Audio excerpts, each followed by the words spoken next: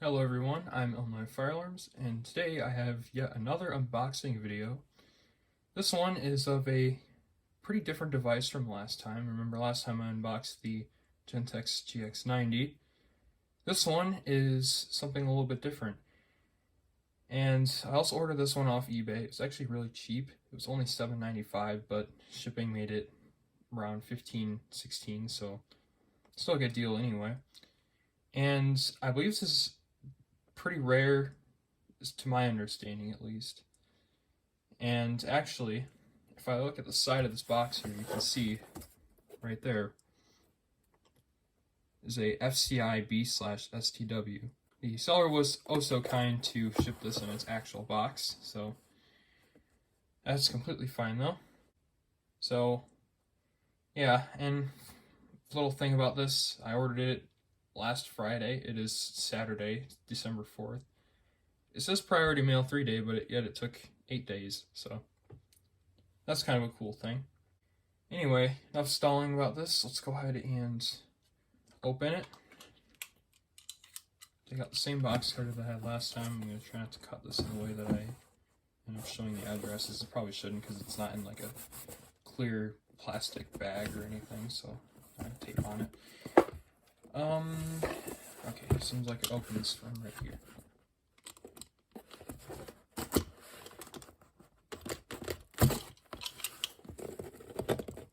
And that probably just opens. There we go. You can already see it. Alright, let's get everything out of this box. Put this box aside. Alright, a lot of dust came out with that. So here's the strobe plate. And obviously you see it comes with some screws and all the documentation and manuals and stuff like that. We can worry about those later. Put those aside. So here's the strobe plate. Now, interesting thing you're going to notice about this is that the fire lettering is only on one side. The other side does not have any fire lettering, it's only here. And it's kind of orientated in a way where the strobe faces upwards, kind of like a 7002T. Now the reason why it's like this is because the way this is supposed to be mounted, it's not supposed to be mounted on the ceiling, because obviously you wouldn't be able to read the fire lettering very well. It's not supposed to be mounted like this, or on the floor. The way it's supposed to be mounted is like, here, I'll point the camera up a little bit. It's supposed to be mounted like this, so when you look up at it, you can read the fire lettering. And of course, any horn that fits on here would go there. Usually, probably a mechanical horn. So, it's definitely a very interesting strobe plate. There's our wires right here, 2 positive, 2 negative. And here's the back. There's our label, B/STW. And this is obviously, I believe, a rebranded Faraday strobe plate since it has this strobe right here, which is made by Faraday. Same one that the 6226 uses. The electronic variants, my FCI STW has the same strobe. Of course, just without the fire lettering in this orientation. So yeah, very interesting device. And I'll go ahead and get to testing this. I'll put a horn on it after I just test the strobe and make sure that it works. So let's go ahead and get to testing it. Alright, so now to test this device. As you can see right here, it did generously come with some wire nuts right there. And it also did come with a couple screws and some nuts as well, so that was pretty convenient for what I'm going to do with it here. So anyway, I'm just going to go ahead and power up the strobe only first and see if that works. So here we go.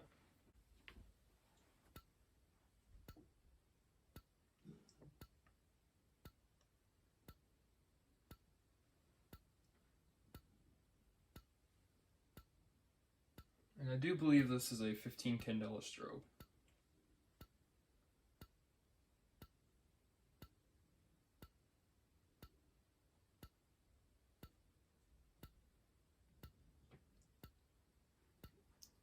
Alright, so you can see the strobe works. It's pretty standard for the strobe. It's actually decently bright too.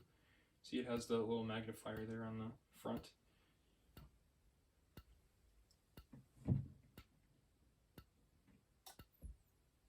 Alright, so now I'm going to go ahead and add a horn to it. Alright, so now I've put a horn on it. I'm using my Simplex 2901-9846, which if you're not familiar is essentially a 9838, but it is the 100 decibel version. And the reason I use this horn over an actual 9838 is due to its color, because it's actually a lot darker red and it matches the strobe plate perfectly.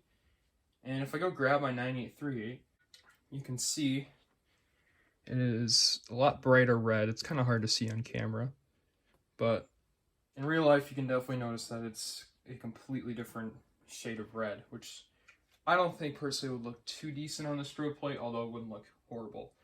But this horn definitely fits the best as far as any of the horns that I have, and they're probably colored that specific way since many Faraday horns are that color. Anyways, enough of me talking. Let's go ahead and give this a run. Now it's probably going to fall over because of the vibration, but we'll see. Alright, 3, 2, 1.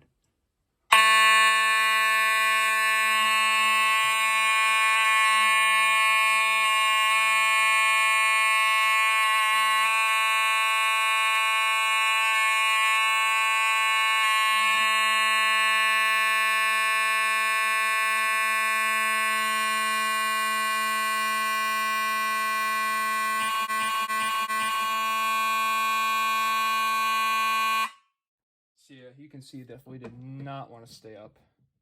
It completely fell over. Beauty of mechanical horns right there.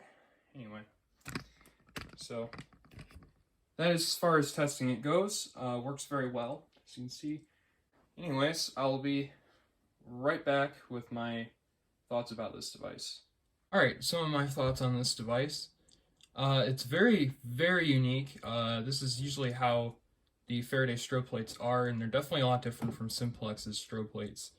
And one disclaimer I do have, it's a slight bit difficult to put on a horn.